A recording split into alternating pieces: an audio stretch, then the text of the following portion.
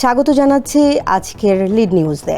বিদ্যুতের দাম বাড়ানো নিয়ে চলছিল আলোচনা, তবে সব জল্পনার অবসান ঘটিয়ে দ্রুততম সময়ের মধ্যেই নতুন দাম ঘোষণা করল Bangladesh energy regulatory commission BERC. নতুন সিদ্ধান্ত অনুযায়ী পাইকারি পর্যায়ে প্রায় 20% এবং গ্রাহক পর্যায়ে গড়ে 16.38% পর্যন্ত বাড়ছে বিদ্যুতের দাম। কার্যকর হচ্ছে চলতি জুন মাস থেকেই।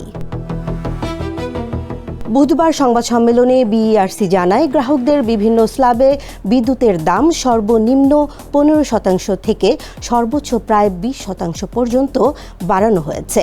একই সঙ্গে সঞ্চালন চার্জও বেড়েছে প্রায় 24%। ফলে সাধারণ গ্রাহক থেকে শুরু করে শিল্প ও ব্যবসা খাতে বাড়তে পারে বিদ্যুৎ ব্যয়ের চাপ।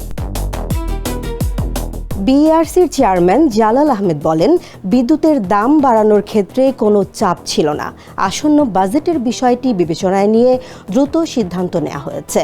তবে দাম বাড়ানোর ফলে মানুষের জীবনযাত্রার ব্যয় কতটা বাড়বে এ বিষয়ে এখনও কোনো অর্থনৈতিক মূল্যায়ন করা হয়নি বলেও জানান তিনি। নতুন সিদ্ধান্তে পাইকারি পর্যায়ে প্রতি ইউনিট বিদ্যুতের গড় দাম 7 টাকা থেকে বেড়ে হয়েছে 8 টাকা 39 পয়সা, আর খুচরা পর্যায়ে প্রতি ইউনিটের গড় দাম 9 টাকা 11 পয়সা থেকে বেড়ে দাঁড়িয়েছে 10 টাকা 63 পয়সায়। সঞ্চালন খরচও প্রতি ইউনিটে 31 পয়সা থেকে বেড়ে প্রায় 39 পয়সা করা হয়েছে। বিদ্যুৎ খাতের কাঠামো অনুযায়ী সরকারি ও বেসরকারি বিদ্যুৎ কেন্দ্র থেকে নির্ধারিত দামে বিদ্যুৎ কেনে বাংলাদেশ বিদ্যুৎ উন্নয়ন বোর্ড বিপিডিপি। এরপর উৎপাদন খরচের তুলনায় কম দামে বিতরণ কোম্পানির কাছে বিক্রি করা হয়। ঘাটতি পূরণে সরকারকে ভর্তুকি দিতে হয়, তবে বিতরণ কোম্পানিগুলো সরাসরি গ্রাহকের কাছ থেকে নির্ধারিত খুচরা দামে বিল আদায় করে।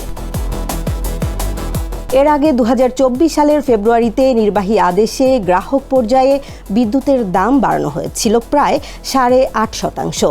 এবার আবার বড় পরিসরে দাম বাড়ানোর ফলে সাধারণ মানুষের মাসিক ব্যয়, শিল্প উৎপাদন এবং ব্যবসায়িক খরচে নতুন চাপ তৈরি হতে পারে বলে মনে করছেন সংশ্লিষ্টরা।